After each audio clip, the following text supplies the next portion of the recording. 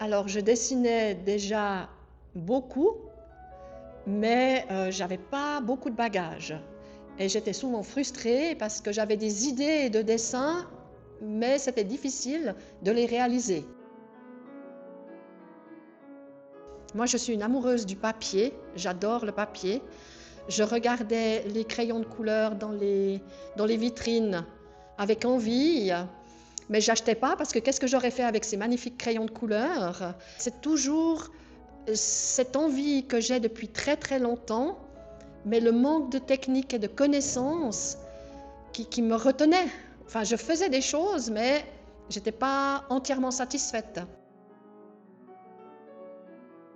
Le secret de la progression en dessin, c'est qu'il faut dessiner, il faut pratiquer, il faut passer des heures.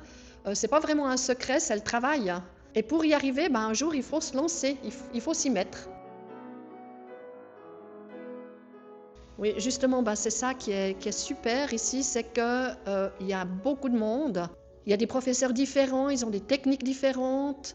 On peut toucher à beaucoup de techniques. Et les professeurs qui enseignent ces techniques, ils les connaissent très bien. Ça, c'est super. Il y a aussi le fait de pouvoir choisir les cours où on veut aller. De semaine en semaine, on peut changer d'horaire, changer de professeur. Donc, c'est un gros apport.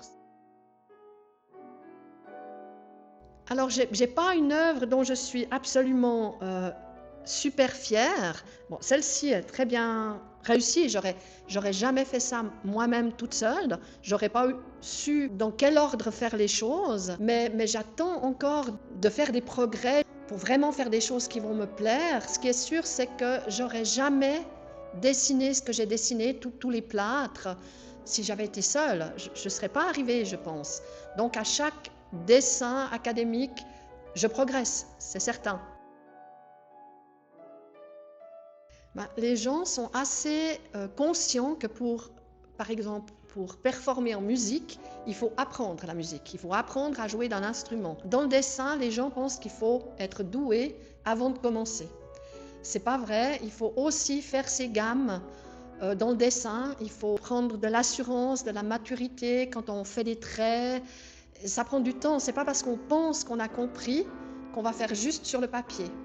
Il faut que la main, elle fasse ce qu'on a compris, mais ça prend du temps, ça vient pas tout seul. C'est comme un instrument de musique, il faut beaucoup travailler.